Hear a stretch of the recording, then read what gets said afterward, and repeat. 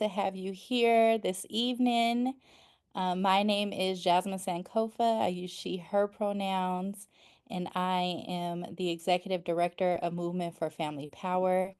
For those of you who might not be as familiar with Movement for Family Power, we are a national abolitionist movement hub and incubator that is cultivating and harnessing community power to end family policing and build a world where all families can thrive. So many of you may be familiar with the term family policing system, but that is a more accurate term that we use to describe the so-called child welfare system. And today I have the honor and privilege to introduce you to our dope panelists. For this Black History Month, we have this webinar series that we're doing to really spread the knowledge and awareness about the origins of the family policing system that is rooted in anti-Blackness and how that system continues to harm Black and brown bodies. And our panelists, we have Amanda Wallace, Helen from Durham, North Carolina. Amanda is the founder of Operation Stop CPS and also the co-chair of the Black Mothers March. We'll give you a little bit more information about the Black Mothers March later today. We also have Zaira Campos, who is the founder of Adoptees Crossing Lines, a really great podcast. If y'all have not heard, definitely make sure you tap in.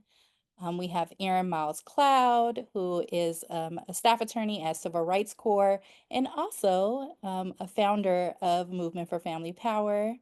And then last but not least, we have Adeniyi-Dorsey, who is the principal founder of K.Adeniyi Law. So I am, like I said, very proud and honored to be here in this space for us to have this conversation.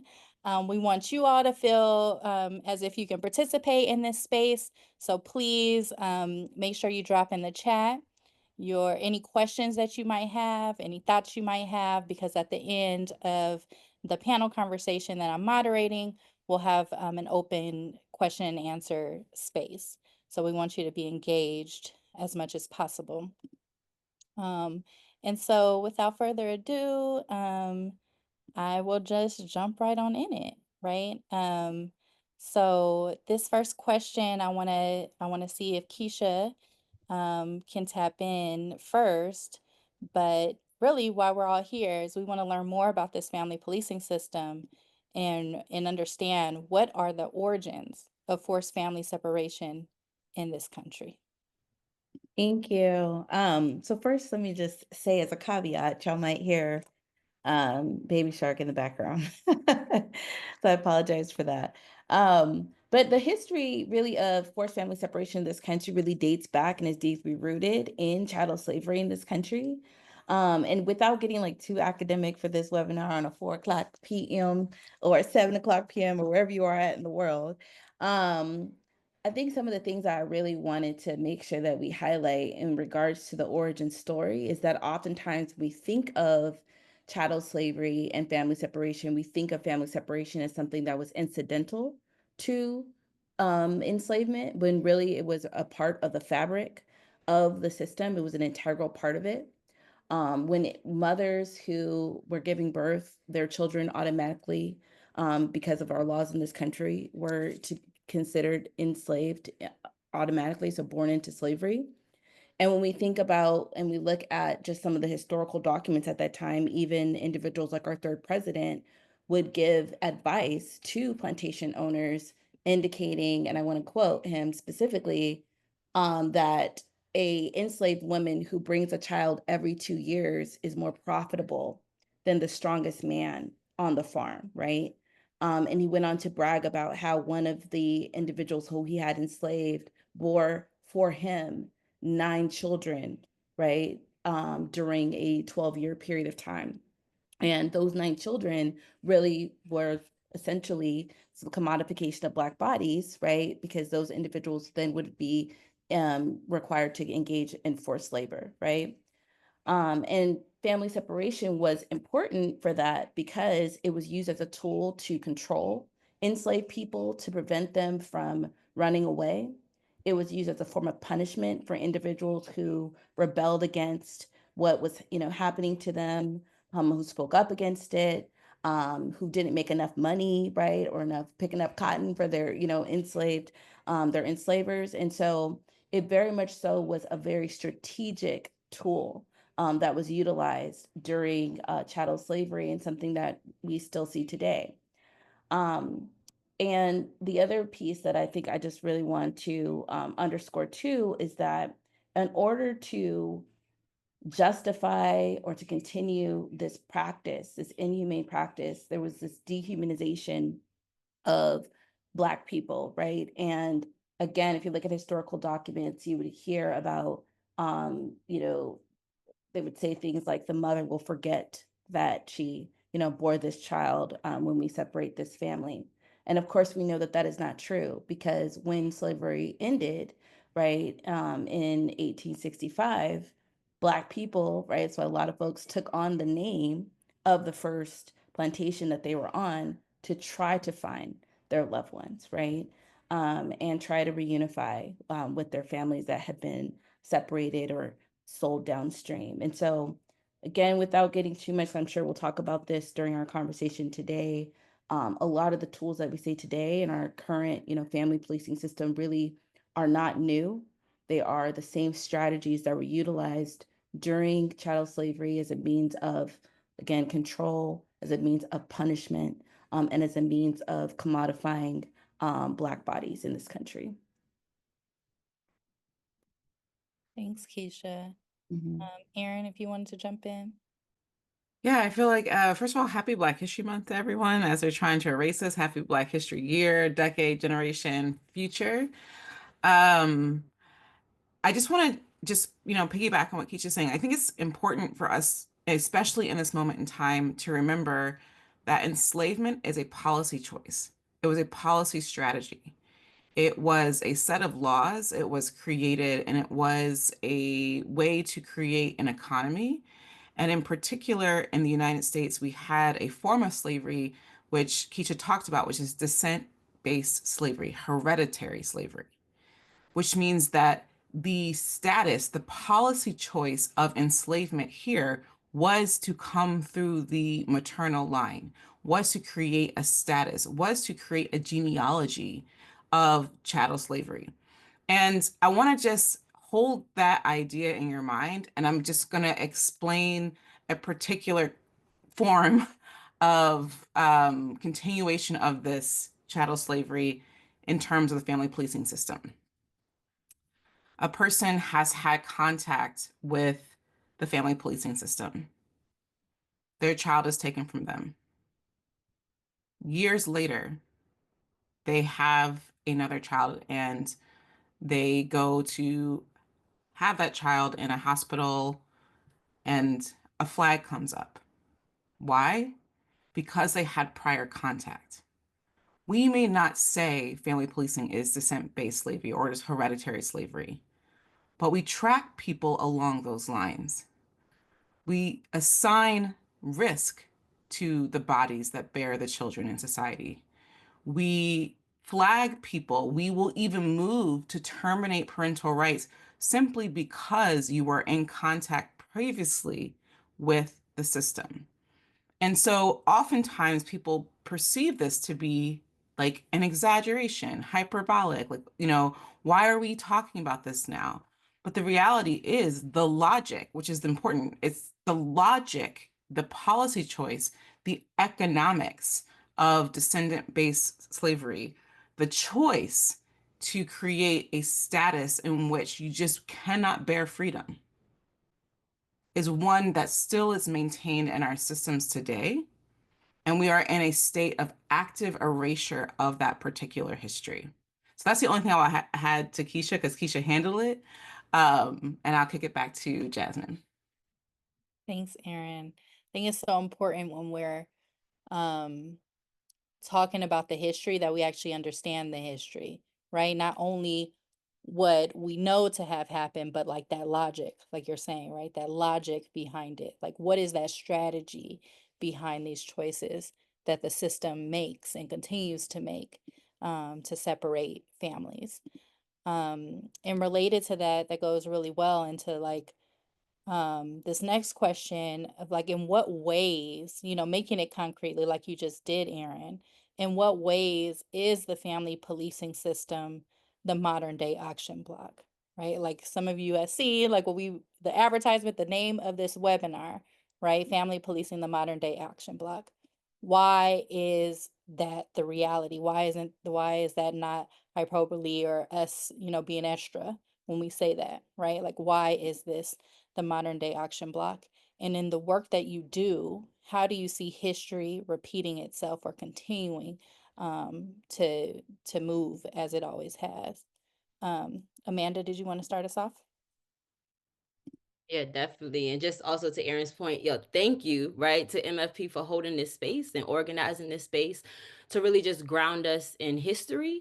Because if we don't get grounded in like the history, we'll keep giving like the breath and the belief to this system, and then we'll miss when it looks modern and think that it's something new. And so just to follow Keshia and Erin's point in regards to like Black bodies being property, right? And that they could, move bodies and move children just because someone said so. I People would say now we are more civilized, and so that is not acceptable, right, to just say you're going to move somebody and not give an explanation for it. And so now what that looks like is our modern day court system, right? Here in Durham, North Carolina, they call it abuse, neglect, and dependency court. And so now they give people, and I just wanted people the power to judge other human beings, parenthood, and then go find families because of the risk factors that society or the state has said is you're not worthy of parenthood. And so then you have families come into this court system, and then they are told to jump through every hoop imaginable, go through parenting classes, go through a psychological assessment just to be able to prove that they're fit to parent their child. Ultimately, the barriers that they're setting up is for this person to never get their child back, and to create an economy and an industry for people to get paid off of this system, right? And not just when the child is adopted out, the benefits that the state is getting, but every single day from the first knock on the door, somebody is getting paid for that interaction, all the way up until the year, the years that this family stays inside of the court system, all of the money that continues, that for the state to be able to get for what they say is protecting children. And so again, like that's how it looks like now. And also really wanting people to focus on what the auction block looks like now, and the fact that why they are trying to keep the community out of these courtrooms. It is because it is the auction block. It is because if the community showed up, they would be able to question, well, why are you taking this person's child away? Because you say they need housing. Why not give them housing? Why not give them childcare? People would be able to to challenge that. And that's why they want to keep people from seeing what the auction block really looks like now. Ooh, period. Um, Zaira, did you want to jump in and Yeah, I can jump in. Thank you to Jasmine and MFP for hosting this space and everyone who is here today. Going a little bit off of what Amanda said, particularly when it comes to the buying and selling of children, and also to tie into what Erin said in terms of policy. So the Adoption and Safe Families Act that was passed by the Clinton administration in 1997 is what incentivizes states, counties, governments to adopt children out of foster care. And that's how they get the money that Amanda was referring to. And then, of course, through private adoptions, whether it be through an attorney or through an adoption agency, there is money exchanged there. So that is the direct buying and selling of children. Also, just like the inhumanity of it all, there are kids who are dying at the hands of their adopters in the same way that there were folks who were enslaved who were being killed by their enslavers. Something else that I think about is just slavery, of course, was a means of control, and so is the family policing system. Dorothy Roberts talks a lot about how the family policing system is meant to terrorize and punish families. It's very carceral in nature, and that has direct ties back to slavery. When I think about history repeating itself. I think about when it comes to the family policing system, adoption, just the erasure of our history, the erasure of our ancestry, whether that be, through transracial adoption and adoptees. I'm not a transracial adoptee, so I can't speak to that, but I've spoken to a lot of transracial adoptees and just the way that their history is erased. Not being able to trace your roots back, find your family, your birth certificate in certain states gets changed when you get adopted, your name gets changed. My name was changed.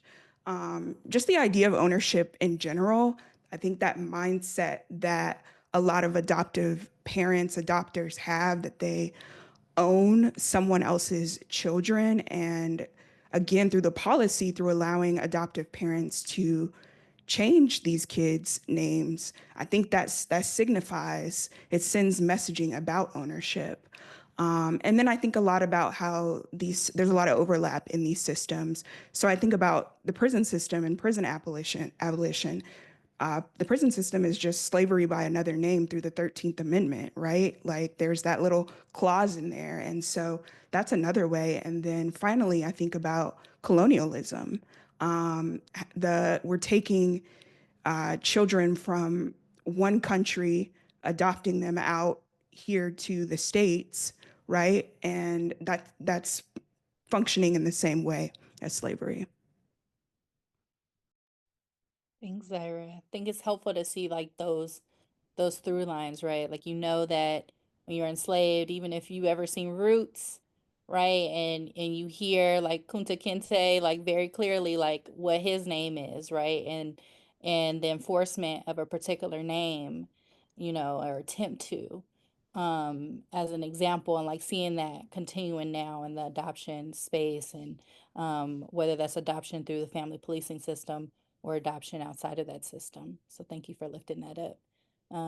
Erin or Keshia, feel free to jump in. Yeah, so I am a lawyer by day, a mom by the rest of every hour and second of my life. And so how I see this system kind of showing up is one, I would just absolutely echo what Amanda's saying, is the culture of silencing and the culture of repression and the ways that it just forces, it keeps families, communities as far apart from seeing the actual separation that are deeply impacted by this. But more importantly, what that's kind of kicking people out of courts, what it looks like on the ground is really about building a narrative to continue the survival of the system, right? We know that chattel slavery was a choice, right? It's not an inevitable. It's not a flower. It's not a piece of grass. Like it doesn't just grow out of the ground. Like people had to create it, had to build it, they had to sustain it. One of the most important parts of sustaining chattel slavery was the narrative, the propaganda, the conversations, the pictures, the false science, right? The eugenics is all about sustaining chattel slavery.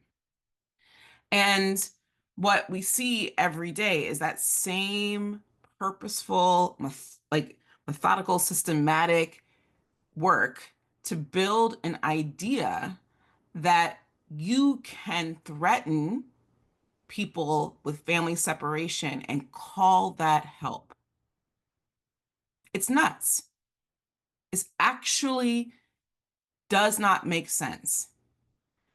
I say this to everyone, everywhere I go, if I turned to you and said, I'm calling CPS on you, no one would thank me.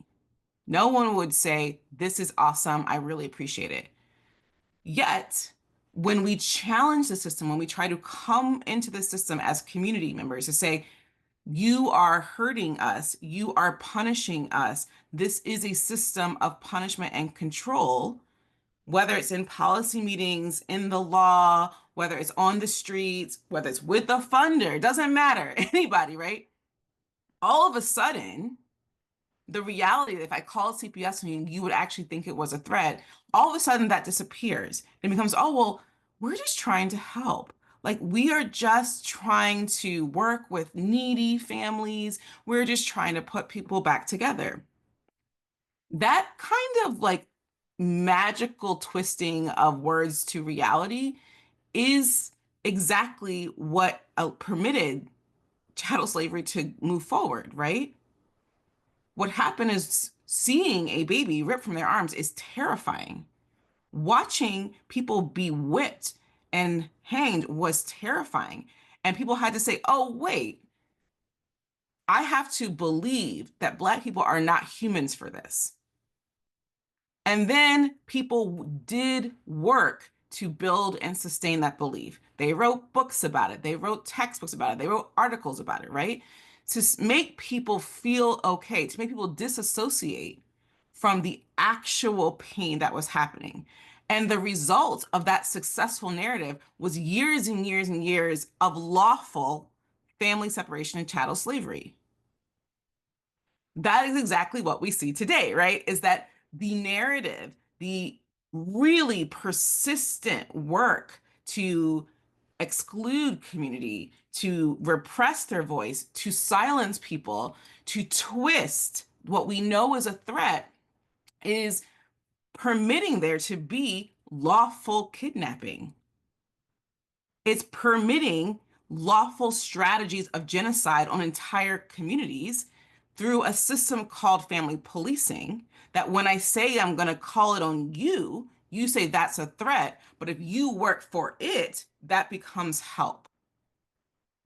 And that is just an extenuation of the strategy and policy and technique of chattel slavery and oppression. And I'm kicking it over to Keshia, I think. Yeah. Yes, I'm just like, I love this panel, okay? I'm like, let me get started. But just piggybacking off of like this whole notion of narratives, and I'll just say one of the things that's deeply frustrating to me is this continued narrative, right? Again, part of the strategy during chattel slavery that we still see today, which is like this idea that Black children don't need, are not worthy of, right? Should not be raised with their parents, right? Even though we were raising everybody else's parents, right? The attack on motherhood, on this, again, the notion that even like for moms that they'll forget about their children, right? And then the punishment, right? That happens when people speak up, right? People are, there's law. I don't know what the laws are across the country, but I know like in California, we have a law that specifically says that you are not allowed to inspect records. It doesn't say you cannot speak about your case, but that particular law is weaponized against parents when parents speak up and about their children, what's happening with them in the system. It is almost a guarantee that the system is going to retaliate against them and punish them for speaking up. Right? There are people today who do not have their children whose parental rights have been terminated, not because they've abused or neglected their children, but because they spoke up about what was happening to them within the system. And so that for me is very, very, very like, I wouldn't even use the word frustrating. It is, it's disgusting, it's dehumanizing. And Erin, just to piggyback on the word that you use, which genocide, right? It's genocidal, and something that does absolutely need to stop. And I don't want to add or make or damper anything, but one of the other kind of through lines that honestly, sometimes if I'm being 100% honest on this webinar, that gives me pause and kind of really disrupts me in terms of like hope that the system will be abolished is just how integral this system is to the economic fabric of this country, right? Just like chattel slavery was, right? And how, I mean, it's a $30+ billion industry, and it doesn't just the entanglement, if you will, isn't just within the family policing system, it's in all these other systems as well, right? And so when we think about abolition, I know we're not going to talk about that necessarily at this very moment. We're going to, talk about that at some point during this webinar. it's I'm be honest, it's disheartening to me, right? Because there's just so much money tied into this. And so the question is, as a country, right, do we value Black people, Black communities staying together enough, right? Do we value and are we willing to destroy and to end, right, this genocidal path that we're on, if it means that it's going to, have such an economic impact on people? And that's something that really, honestly, deeply concerns me. Thank you, Keshia. Um, I think the economic piece, and for those who might be joining us and aren't as aware, like I think Amanda, you started us off really talking about the incentives. And Zaira, I think you talked about this too with like ASFA, right? Like the incentivization that the system creates. And again, Erin and Keshia, these policy choices that are made to incentivize the legal kidnapping of Black babies from their mamas. I'm just wondering if anyone can just speak a little bit more about like what that economic structure looks like, right? And in that industry, Keshia, as you mentioned. Well, if I could just start, I think for me, and this is something that was a healing piece for me to learn about, but also it's like, okay, well, how do we, resolve and solve this now? But, prior to the 1960s, Black families were not involved. We were not allowed to be, right? In this, and at that time, it wasn't this violent system that it is, right? In any sort of foster system, right? And there was this push in this country for families other than white widowed women to get access to, federal funding or to get money, to be able to support their children.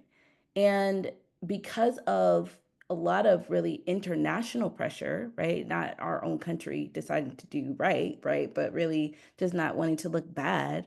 They were like, passed a law that said you can't discriminate against Black families. You do have to financially resource families that are of color. And then alongside that law, right, or embedded it within that law, they said, unless you take their children and you place them elsewhere. And so to me, it's again our country making a choice, right, to say we are not going to resource Black families. We don't, we're not going to ensure that people have the financial, resources that they need so that their families can thrive. Instead, we're going to create this carve out to separate their families so we can avoid resourcing them, right? And it had nothing to do with us abusing our children or neglecting our children, right? It had everything to do with just our country, again, making a choice saying we don't want to support, Black families. And then the federal government's expending, again, I mean, at that time, millions, now billions of dollars only for family separation, right? Not for, to support families, right? Well, like Amanda was talking about, if you need a house, you don't get a house, but we're going to pay for somebody else to take your kids and raise your kids and give them funding and give them money, right? But for people who actually need support, we're not going to give you that. Instead we're going to take your children from you, right? And again, I think that ties back to me, this whole piece for me that has always just been very disheartening to me as someone who's been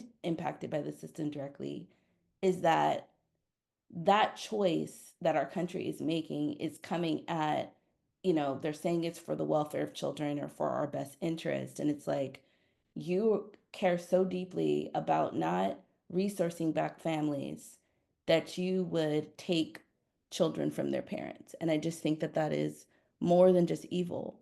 And I just, again, it's something for me. And I'm sorry that I'm like having this like, I'm not necessarily emotional right now, but just kind of like talking this through as I was so polished in this moment, but just in having an honest conversation with you all, it really is disheartening and it's discouraging. Thank you, Keshia. And I mean, and that's what this space is for, right? We want this to be a conversation where we can be real about something that is just so absolutely disgusting, and people should, this should shake you to your core. The fact that someone's kid can be snatched away. If you are a parent or you have family of any sort, that should rock you to the core. Um, and I think, what you brought up, Keshia, made me think about, this history of like with the civil rights movement, the backlash that we know from that, the civil rights movement and the welfare rights movement and things like that, and how the system the modern day system started to create itself, right? And then generate these narratives, especially about Black mamas, and the war on drugs, and at the same time that we see mass incarceration happening, right? Like these explosion of these carceral networks to dehumanize and forcibly separate families, right? Like are happening kind of simultaneously. And I'm wondering if anyone wanted to talk a little bit about that around this history with the war on drugs and those parallels and how we're seeing that today with this system. Yeah. So I think what's really important, I think we're repeating the saying over and over again, and it cannot be said, is the evolution of chattel slavery comes in many forms. One massive form is the war on drugs. And I think, and I hope that if you're coming to this webinar, you've gotten enough space where you've heard those ideas connected. Like the war on drugs is a direct result of decades of chattel slavery ideologies, concepts, and that fuels our incarceration patterns, punishment patterns, right? What I think we don't talk about as often, as frequently, and as strongly is the way the war on drugs didn't just skip over Black families. It didn't just skip over kids. It didn't just infect our carceral prison and jail system. Somehow along the way, we have started to understand how it manufactured this massive punishment machine called our jails and prison system. But we're like, oh, but it didn't touch schools, but it didn't touch foster care, but it didn't touch my job in the hospitals because I do nice things, right? We do nice things within a container that was built by chattel slavery every single day, right? And so what we see is that the war on drugs was a strategy, again, to separate families. It did it by way of incarceration, and it disappeared families through the family policing system. So in the 1990s, the logic of prisons was not because we were actually trying to do anything with society. The logic really was we were trying to figure out what was the quickest, fastest, cheapest way to build an economy and what was the best way to get jobs out. And best way to do that was the way that this country has always known how to do that, which is on Black and brown bodies, right? And so what we saw was at the same time that we were locking people up at record rates, we were also taking their kids. And hospital systems were the main drivers of literally what they call bagging babies, which is taking their bodily fluids, putting it in a bag, then giving it over to the government without anyone's consent, right? And then feeding that into a system of family separation. So we saw the numbers of families skyrocket, and we saw this explicitly within the language of the war on drugs. So if you listen to Nancy Reagan talk about the war on drugs, she will literally say, we need to fight the war on drugs, and we need to fight that in our hospital systems. We need to fight that with their families. She says, when drugs go in, love comes out. That is a quote from her when she was on TV, when we only had like 5 channels, right? Everybody had Nancy on the TV, so you couldn't switch on your Netflix. Nancy was up there with her coiffed hair and her hairspray, telling us that every time drugs went in, love went out. And what that did is it made us believe that we can judge someone's ability to love, to parent, to care simply because they use drugs. It was a very clear choice. It says drugs in, love out, right? And so to this day, our hospital systems are the largest system that controls and punishes pregnant and parenting people who use drugs. And the laws and the policies that go towards that punishing infrastructure and hospital systems just increases every year. And because these are considered helping systems, civil systems, because these are the systems that we say are part of our quote unquote therapeutic state, they don't get the same types of protections. But more than protections, more than the law, more than policy, we as people who engage and act and work in those systems don't check ourselves. We don't see us ourselves as a part of a network of people who are designed and have jobs and are employed to control. Because the other thing the war on drugs does is the war on drugs, through a law called CAPTA, deputized all of us in society to patrol our own people. So what do I mean by that? Make a lot of parallels between the criminal legal system and the family policing system, but there is a real big difference between the two. One is that the criminal legal system has a police force. Those people be out in the streets, running around, talking to people, like pushing them up against walls, doing the arrests. Those police officers are the ones who come in contact with Black and brown bodies and push them into the system. The family policing system also needs someone to come in contact with the Black and brown bodies. So in the Nixon, not the Reagan, let's go even further back, let's go to Nixon war on drugs. In the 1970s, they started to expand this infrastructure of mandated reportings.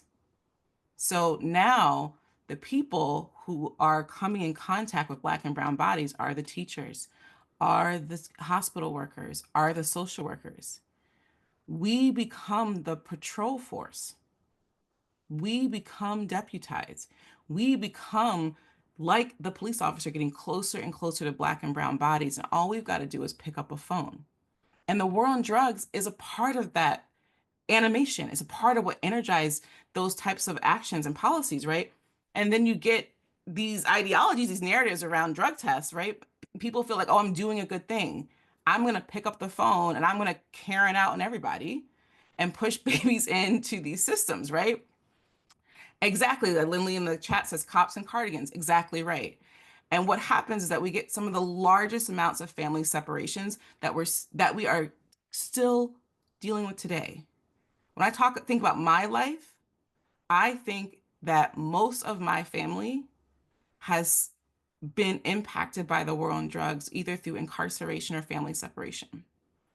When I think about the generations it's going to take my family to kind of come back together, and the lack of tolerance we have as a society for that repair, I am deeply concerned.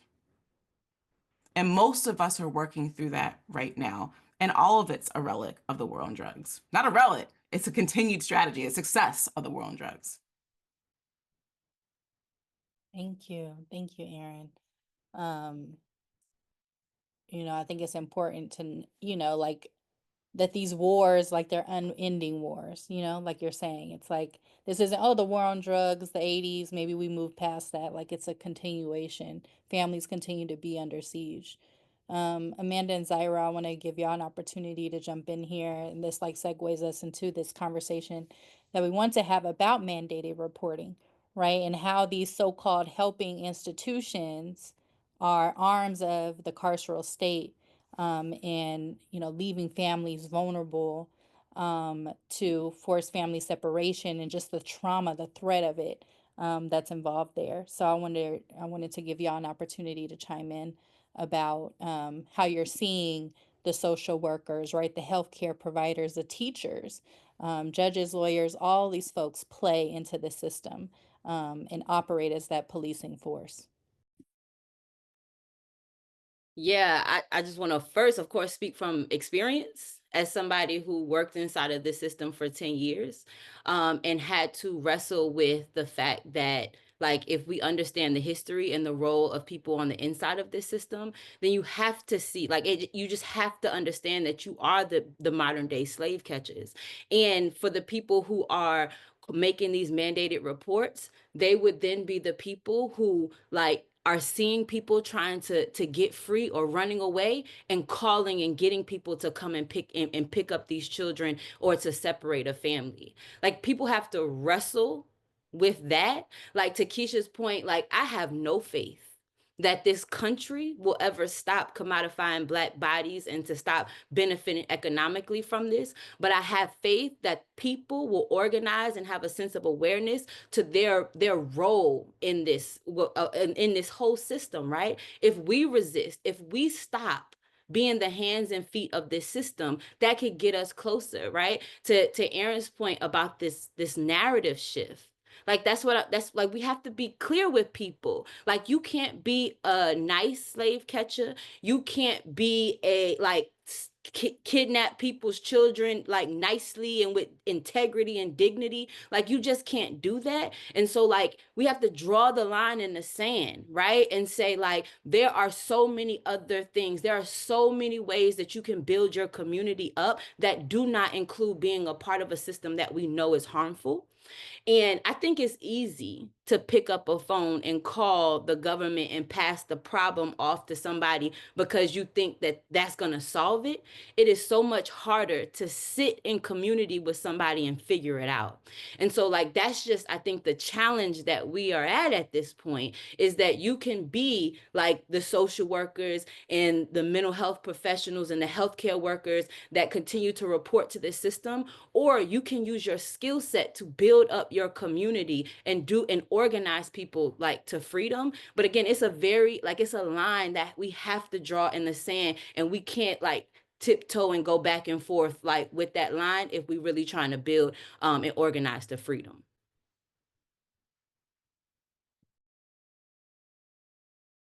Exactly. Thank you.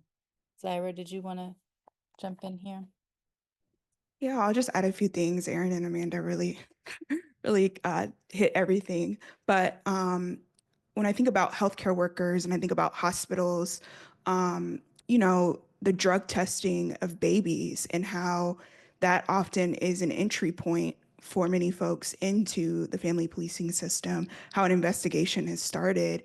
And then similar to Amanda, I'll speak for myself. When I was a teacher, of course, as a teacher, you're a mandated reporter. They make you take the course, and they threaten you that if you don't report, you're gonna, lose your license. And a lot of people, like, that fear gets instilled in them, and so they feel like they have to speak up, they have to say something because they don't want to lose their license. When, like, in reality, you can just not report it. And like to Amanda's point, just rallying around your community. I know when I taught, I had like, I had kids. I taught in a low income school here in Orlando, and a lot of the students there, they had a lot going on at home. But I'm not going to call CPS on them. I'm going to figure out what I can do to help support them with what they may be going through, and that included things like, having snacks, in my classroom. Like, who can function when they're hungry? Like, I know I get hungry, and I'm like, oh, like, I need to get something to eat. I'm a full grown adult. So just thinking about things like that, like community care. And I think this, will lead into our next question, but those are the only things that I would add. Thanks, Zaira. Yeah, I think this is a natural, next step in the conversation, right? And I hear a lot of you, and I'm there with you too, right? Around this system, not having faith in the system, to change, transform, or do what's right, right? Because we know that that's not what the system was designed to do, right? And so, given all of that, like, what does abolition look like to you? And what can folks do now to protect families and make abolition real? I think oftentimes when we talk about abolition, right, like we can talk about all the issues with the system, right? Diagnose it. This whole webinar, right? We've been spending time talking about those connections between chattel slavery and the family policing system. And so you can diagnose the problem, but sometimes folks aren't ready to get to that next step of like, then what? What are we creating? What are we building? What are we doing? Right. And I think, Amanda, you started to answer this about organizing, even in the midst of like, what the enormity of, what we're up against. But yeah, if y'all can just share like what does abolition actually look like, and how do we make that real and practical in our day-to-day lives, and how y'all do that in the work that you do, day in and day out. Whoever wants to jump in. I mean, for me, abolition is about like the belief, like that this system should exist and that it's protecting families, right? Like if we can abolish, if we can remove that from our minds, that is really what is happening, and really shift the narrative that this is a harmful system that is rooted, right, in colonialism, right, and capitalism, then like that is a shift in the way that we are looking and thinking about that. And we do that with like our work by lifting up, right, the experiences of people who are impacted like by this system locally, is like our organizing strategy, because we are looking at then how that then seeps out into our community, right? How does people then, like, if not just the people that we're uplifting are impacted, but if someone else is also impacted, because now people know about what happened to these people, now they're challenging and thinking through like what now the system might be saying about this person. And then that also looks like, what does it look like to have court support, right? And not just court support to come and sit in court and like stand in the gap for families, but what does it look like in between court, right? When families aren't able to speak to their attorneys, right? They're supposed to have a right to legal representation, but they're not even talking to their attorneys. Their attorneys is just talking to them 5 minutes before court. So what does it look like to try to like push that, right? And just like basic, just can y'all talk, right, about what the strategy is? And then also just again, the things that might come up that you have to like again organize around. What does it look like to have mutual aid? Like abolition looks like being able to have the resources that are not attached to these state interventions, that we're able to like resource our own community. What does it look like to challenge like the budget, right? Like we talking about the money. Like what does it look like to challenge the budget, to really remove these positions out of the budget? In Durham County, they've had positions staying open for like, they've had over 10 positions open for months. And that money is sitting, what could those salaries do for the community? But it's also just uplifting those conversations and having those conversations out loud and understanding just like how we are attacking like the economics of this system. But again, I just go back to belief and narrative, right? Belief and narrative. Like we don't want people to think that this job is appealing. We're happy that they got all of these open positions. We don't want people coming to work like at this institution. Like we continue to want to challenge that. And then also like, what does it look like to build community? Right? Like to build community that hold each other, that stand into that gap, that like we see these children like these babies, these children, like what would like how would you want them to be out of your community? Like we would set it off for these kids if they came and like and took these kids like that were in our community. And that's the mindset like that we want to be able to walk with, that like no, like we see the numbers dropping like with children in foster care here in Durham, like because like we got to make it hard for them to come out and take any child because people are watching, right? So yeah, just again, just being able to like this local strategy of organizing people to a belief that the family policing system is not like helping families, but it is harming them, and that we will not stand for them separating families at all. Thanks, Amanda. Erin, I saw you. Are we going around? I think I want to just say something about abolition. One is abolition is not what's happening now with Donald Trump saying, I'm going to divest from everything. And I don't say this with judgment or shame. It's just like we just need to do more work on just talking about what abolition is. abolition shouldn't leave you without a safety net. Abolition should take away from the harmful systems and build life-sustaining systems. So if someone who hates your body anyways, Donald Trump, is saying, I'm going to pull out money from everything, that's co-optation, not abolition. And I think that's really important to understand. Second, my vision of abolition is one where people probably won't invite their family members to their weddings, or that they will be in arguments with their siblings, or that they won't like their cousin or their partner. Like my vision of abolition is full of struggle. It is filled with disagreement. It doesn't rely on punishing systems to solve those problems.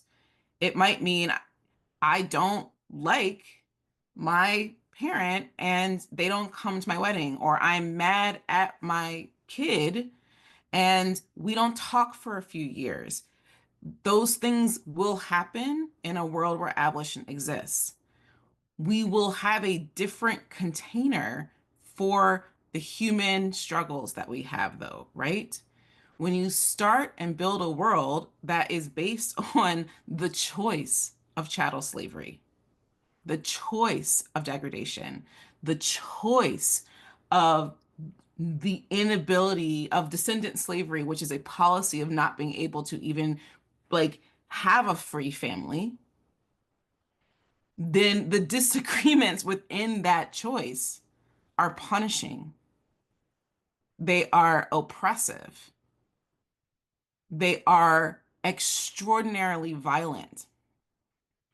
I believe in the possibility of us to figure out something different. I believe in the possibility of us thinking that we can build containers, structures, agreements.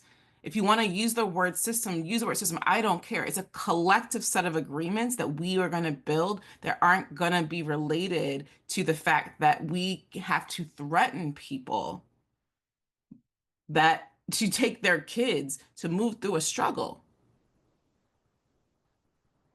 I can struggle with you and not threaten to take your kid from you. That's basic. But those are the only tools they gave us. My vision of abolition isn't that is that the choices for people shouldn't not just be, should never be jail. Should never be prison. Does that mean I apologize for every harm that happens in the world? No. That's for someone else to do, to apologize for the harm they're causing. It means I do not believe that the conditions and that the choices and the only choices that we have when things go left are excruciatingly debilitating structures that descend from slavery. And so I have to believe, because I love my two beautiful Black children, I have to believe in abolition, because I have to believe that we will build something that is literally designed for them to be free, that is designed for them to be safe, that is designed to keep them whole. I cannot believe in these systems right now that weren't designed for them. I never will. The entire purpose, focus, strategy, thought, heart, every day I wake up and I think of what can I build to make sure that anything that they encounter is built for them to survive.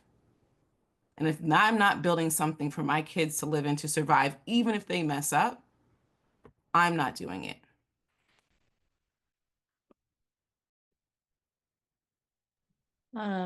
I'll go. So may seem very simple. And I think this is what kind of is frustrating to me, but to me, abolition is treating people the way you would want to be treated. Like, I just, it's loving people. It is when people need help, supporting them with getting help without punishing them, right? It is, just thinking about abolition, just not just in, the family policing system, but like, I represent individuals in the context of, criminal cases. And people have asked me, like, how can you represent those people? Or they've asked me, like, are you afraid of your clients? And I have represented people who have been accused of very serious things. But when I get to know them and I know like the background, the why behind, it's not, there's no justification for locking them up behind bars like animals, right? And now that I'm a mom, I mean, as a child, I can speak from the perspective of a child, but like, I think it more so deeply impacts me now as a mom. The idea that somebody would take my child, right? And in this country, right, we take children for things like neglect. I just, again, I just think about like, if it were your child, would that be okay? And if it's not okay for your child, it's not okay for anyone else's child, right? And so it may seem very simple and basic, and I think that's what's so frustrating to me, but it's just, why can't we, as a community, as other, fellow human beings, just treat people the way that people should be treated, right? And the way that we would want to be treated. Um, and I, you know, think of it in terms of like, using the word humanity, and was recently um, reminded that humanity isn't the same for everybody, right? That, people who are Black may not be looked at as someone who is full human, right? And we're like, we are treating them humanely. We're treating them how we, right, believe that people with this color skin should be treated, or we're treating these children how, so I don't know that I want to use that word, but rather just to say, like, I just feel like we should just treat people the way that we would want to be treated. And I think if we did that, then people would have the resources they need to thrive. That we wouldn't have people locked up in cages. We wouldn't think that's okay. We wouldn't kidnap people's children from them. Um, and these systems would, be abolished. I think that for, back people who actually do suffer harm, that we'd find ways to address that harm without being violent to other human beings. So, yeah. Keshia. Thanks, Zaira. Maybe. Yeah. So when I think about abolition, I think about freedom, and I think about reimagining what care looks like. Um, there's Amanda has touched on a few times about the narrative shift. And right now, a lot of people, the narrative around the family policing system is that it is a benevolent thing, that it helps people, that, we're saving these children from harm and things like that. And so I think that in order for abolition to happen, we have to reimagine what care actually means, because the family policing system is not care. And care looks like supporting children and families, right? And I think some of the ways that we can do that is getting plugged into some of the local grassroots orgs wherever you may be, whether that be, and it doesn't like, there are lots of organizations who are working towards the abolition of the family policing system. But I think too, thinking about organizations that are kind of doing the wraparound services, as I like to call them. So like think about organizations that are doing like food sovereignty, things like that, and just finding different ways to get plugged in and to get involved. And I think on a more personal note, when I think about abolition, I think about abolition as a world where my mother is still alive. My mother and I were both, we both survived the family policing system, and I hold fast to the belief that the family policing system killed my mother. She died when she was 28 years old. And I think that she would still be here today had she not come into contact with the system. She dealt with a lot, and I think she had a broken heart in a lot of ways, from the state taking all 5 of her kids. And so, similar to Erin, I don't have children, but I will always fight for a better system, a better world, because I will always think about my mother and what she went through and how no one else on this earth should ever have to experience the things that she did. Thank you. Thank you, Zaira. I think it's important to name that, right? The death making institution that the family policing system is, right? Whether they kill you quick or kill you slow. So I appreciate you lifting that up. All right, so I know we want to make sure that we have time for any questions or folks who want to come off mute and share. And so I want to pivot to that. Also, in the vein of us talking about ways that folks can tap in, or, it's so easy when you think about like the enormity of the system and just how harmful it is to get into a state of despair, right? But through community is really how we're able to survive these systems and push through.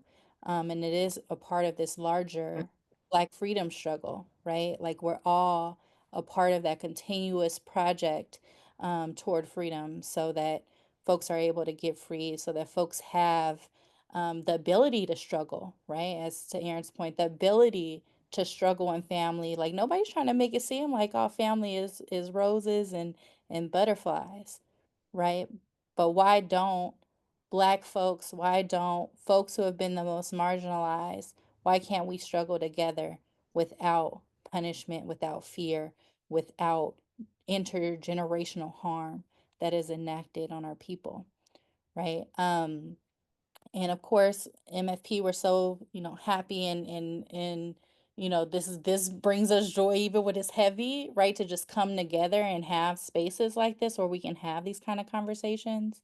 And we want to continue that conversation. So I'm just going to post in the chat different ways that you all can tap in with us, right? As we're building this infrastructure and we're growing our movement to not only talk about the stuff that hurts and harms us, right? But the things that bind us, the things that bring us joy, the things that connect us, the things that make us not feel isolated. And so we have several offerings that we rolled out starting in the fall and that will continue this spring.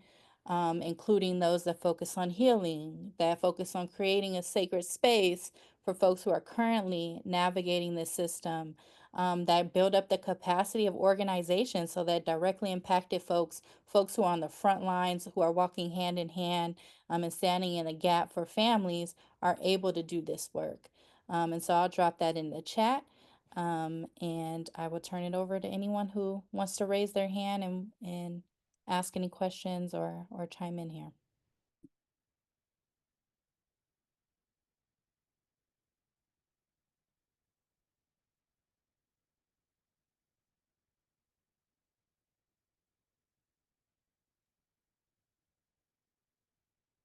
Nobody got questions? Nobody got comments? I know it's a lot. Look, it's a lot to chew on. Um, but I guess while we're waiting for maybe a hand. Oh, okay. I love it.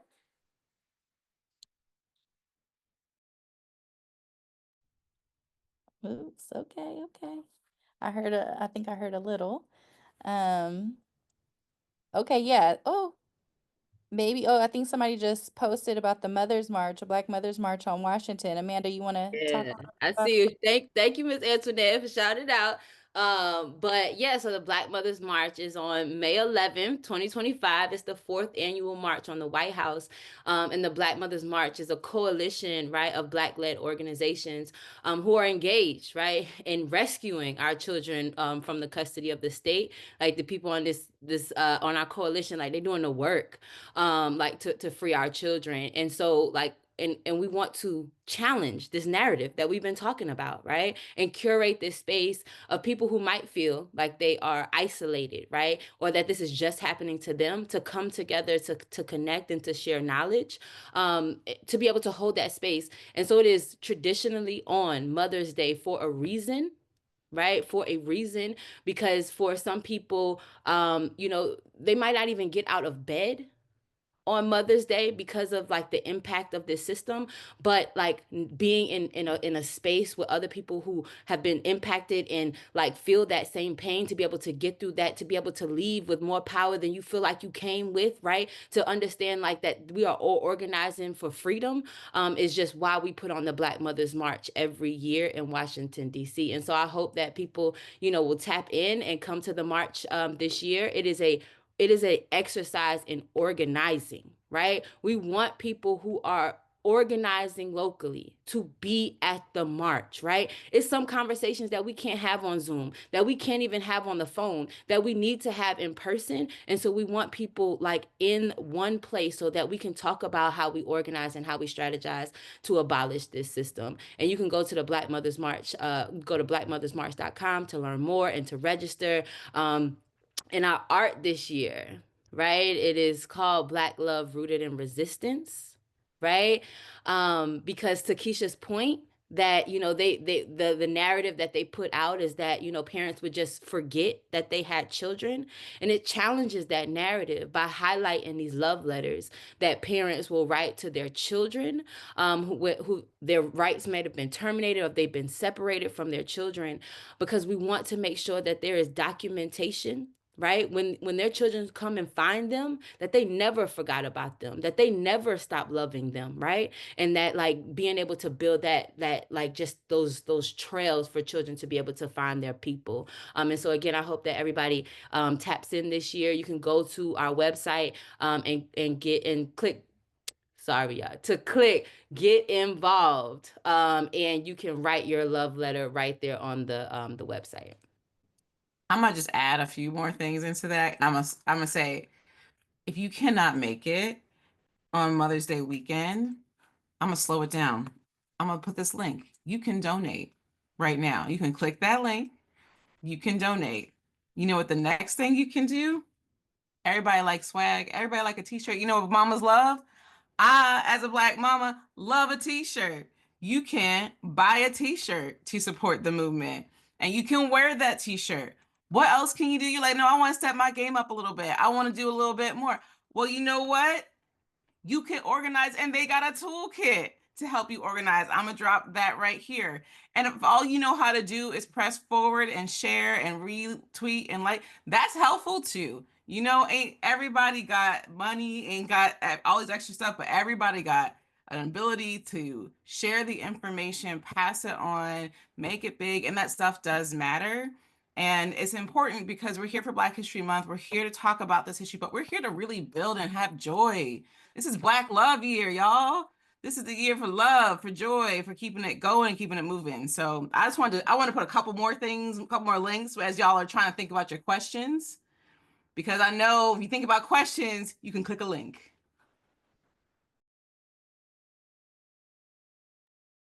Thank you, I'll Erin. say Tracy got a question. I know, I see. Tracy?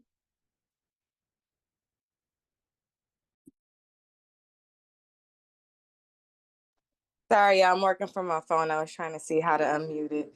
Beautiful day, everyone. I don't have any questions. I just want to come on here and thank you all for holding this, because even it doesn't matter how much we know about it, it's always more that we can learn about this chain gang that we in.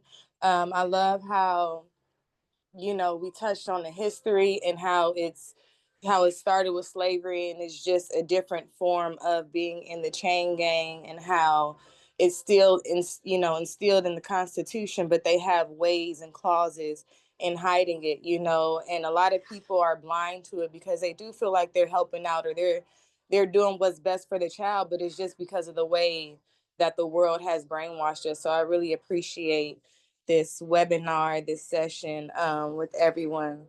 So yeah, I just want to express my gratitude. That's all. I love y'all and I appreciate y'all. Thanks, Tracy. And Tracy is one of our healers in residence. So if you sign up for our Soul Food series, you can connect with Tracy and her sister Tam, who are really there to support folks. Because we know that the system, it causes all kind of trauma. Whether you've been in it, you work adjacent to it, know folks who've been inside. Um, the sheer horror of this system is real. And so we have to be able to like dig deep and heal individually, but also collectively. So, yeah. And we do have a few more minutes. So unless anyone has any questions, oh, I see a question in the chat. And some gratitude. Thanks, y'all. Any reads or books you suggest to learn more or uncover more, resources to digest. I'll just flag I dropped in the chat and I'll re-up it. So MFP has a resource library on our website. And this is a space that we constantly update with resources so folks can learn more about some of these issues and be able to dig in. And if you find a resource that's really helpful for you that you think is really dope, there's a form at the top that you can fill out to submit a resource to be added to that library. And we do the same thing with events. So we have a community calendar.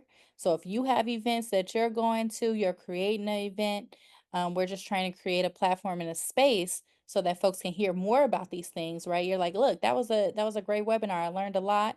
Or I see another webinar that's happening, or I see a peer support space, whatever it might be, for you to go on our website and under forgot what it's under on there.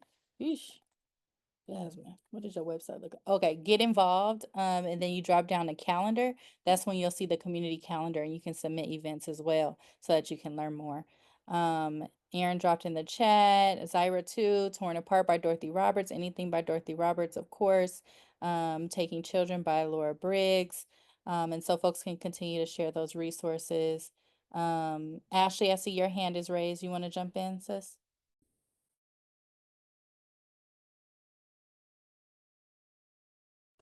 Okay, can you hear me now? I was just talking and nobody can hear me. Hello, good evening from Seattle, Washington. I love you all. Thank you so much for this beautiful panel. Some of my favorite people here. Thank you for just kind of giving us that overview and all this information. I could never get tired of learning about how this racist system has done and destroyed families. And so with that being said, I just want to say we are conducting a national campaign called Stolen Children's Month that's going to launch in June of 2025. This is to honor the families, primarily, children that have not been reunified with their parents, and the parents that have been looking for their children, wondering where they're at and why, if they could be in the carceral system, mental health system, hospitals, wherever, right? We just want to honor those families that didn't get reunified. And we know that there's National Adoption Month in November, Reunification Month in June. So we're in June, we're going to honor those families that didn't get the opportunity to come back together by hosting webinars and doing storytelling events, and also trying to get a proclamation so that we can have a month to honor our people and our pain and our stories nationally. And so if you are interested or want to be a part of that, all hands on deck. This is a national campaign. I'm driving right now, but you can message me and I'll try to put my information in the chat when I can. But we really cannot do this by ourselves. I cannot do this by myself. I am a directly impacted parent. I am an activist, the storyteller at MFP. And so I really, really would love to have everyone in this family on this Zoom call to just be a part of and just spread the word. This is going to be a big deal. And we just want those children out there to know we thinking about them, and we standing on business, and we standing on principle. Don't be taking our families, taking our kids, separating us. All right, that's enough out of me. Thanks, Jazz. And thank you to the panel. Love y'all. Thanks, Ash. Love you too. And I can drop just a general MFP email. So in case folks want to be tapped in with Ashley, y'all can connect through there. Isaiah, I see your hand raised. Yeah, thank you all so much for this. I'm a public defender in Brooklyn, working in the family policing system, representing parents in neglect and abuse cases. And a couple times it's like the fact of how entrenched lawyers are in all of this has come up. I think a few of you have mentioned that on the panel. And I guess my question would be around, like, I don't know, advice that you would have for how lawyers can be most of use in helping to organize. Obviously, it's hard to organize from the inside of the courtroom, but any kind of, or I guess any like partnerships between community organizers and lawyers that you've seen that have been fruitful that you think might be able to be replicated. Yeah, just any thoughts about the role a lawyer can play. Thank you all so much again. I'm happy to jump in and answer that. I think so. I'm a lawyer too in California, Isaiah, and thank you for your question. I think that as lawyers, especially like I always say, like in the public defender world, there is a culture of fighting back, pushing back, challenging, right? Statutes, challenging laws, and things like that. But when it comes to family policing, for some reason, we forget how to be lawyers.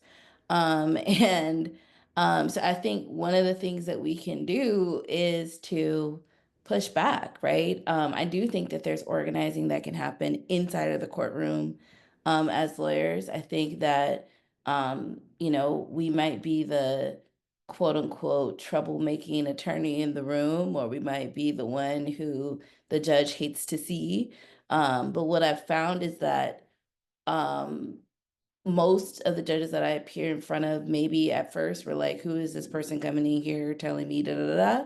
But then they grow to respect you, right? And so I do think that we can do a lot more than what we're doing.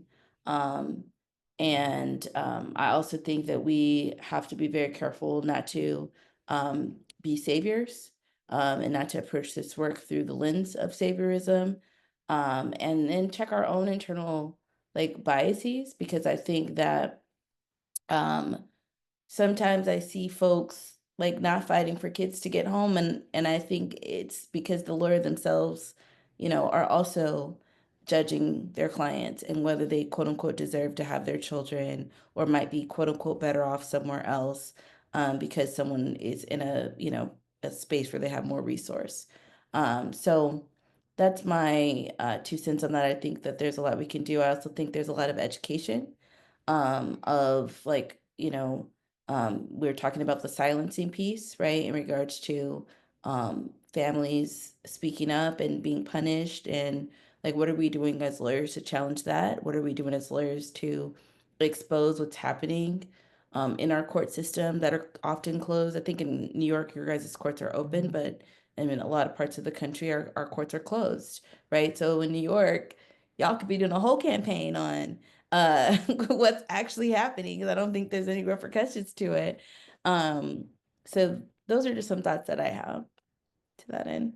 I also want to just say one thing too, because I don't want to like keep popping on and off, just to plug again the Black Mothers March, and also to say that um, the other, like, I think benefit of being in that space and community, and the other benefit of like tapping in and reading, resources, is that there's a healing component to that that I think cannot be understated, right? To be in community, because I think for those of us, and it's not just directly impacted. I think communities of color are impacted by this because there's still the fear, right? We see the auction block, right? We see the auction block, even if we, aren't, our children's haven't been snatched. There's still that fear of that happening.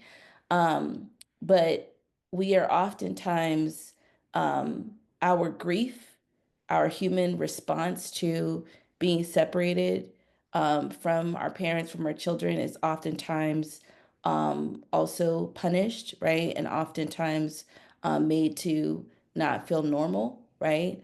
For children, we're often told we should be thankful and grateful that we got saved. How dare you speak up about, right?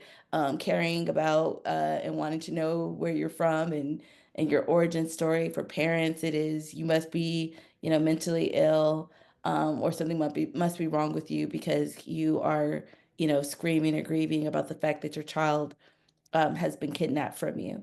And so I think that space for me also is a space that normal allows you to experience those normal human emotions in a way that we're not often allowed to do anywhere else. And I feel like the more we learn about and read about, and maybe it's my own personal experience, the more we learn about the truth behind the system and read about the history. And I really think it's living history, not history that is, and, closing a history book that, isn't existing today, that there's also a lot of healing in that too, as well. So. I just also wanted to say to the point about transparency, and then also Jennifer's comment about like for lawyers, I think that it's really important to explain like the court process and what is like happening, because it's hard to represent someone's interest when they don't know what's going on, and like they feel as though like they're just lost inside of this courtroom. And so that would just be one thing that I would just say to lawyers, is to take the time to explain what is happening, and like explain from step by step, so that people are able to make informed decisions, and then also like how to push back on that, and not just given the language that the system has given of like, this is how you can like solve this situation and get your child back, do these services, but like what does it like, just so that they understand all of their options. Yeah, I always want to add one last thing, and I'm just going to drop this in the chat. It's from a comrade Shakir, and he's always jokes because he says I'm the only person that reads it. But if you go on page 28, there's a conversation about what does it mean to like community lawyer, and I really think one, as a lawyer, as a public defender, it is an important job that you have to actually do. And I know that you're in New York, and so you're surrounded by people who oftentimes do their jobs. But then I would just encourage you to go out other places and tell other lawyers to also do their jobs, because many people are in places where people do not do their jobs. And then we go to like conferences, convenings, and people are like, oh, yeah, you're doing your job. No, you're not. And it's our job to tell each other that we're not doing our jobs. And when I say that, like, people go other places, look at court, see what's happening, get out of those spaces and really go watch court. Just do it. That was one of like the most, really changed the way I thought about things. Two, remember that your tool of lawyering is just that, a tool. It's not for everything, it's not for every moment, and it's not everything that you are, but it's very much something that you know how to wield. And figure out how to wield it, but also figure out like why you're wielding it. And I think what Shakir talks about in this last part is understanding you need to be connected to a political agenda, and knowing that you need to be a part of a community, that you are not supposed to replicate this like lawyer-client relationship in the world. Like I'm a neighbor, I'm a friend, I'm a thing, and I have this tool of lawyering. And with that tool, there are privileges with the tool. It's not to deny the privilege, but to be in community and show up with a privilege is a way of also being in community, and you need to know your role, right? In community with the privilege, but you still have to be in community. And so I just offer that for you, even if it's only to drive one more person to this link. I think it's very helpful. Page 28. Thanks, Erin. So we're at time, but this was such, oof, I'm so grateful for the space that we had and we shared today. Some next steps, I'm going to take everything from the chat, all the resources shared, the handles and everything else, and we'll follow up with folks who registered and who joined. When we have it available, we'll send out the recording, but we'll also send out some of these resources and ways to connect in the chat.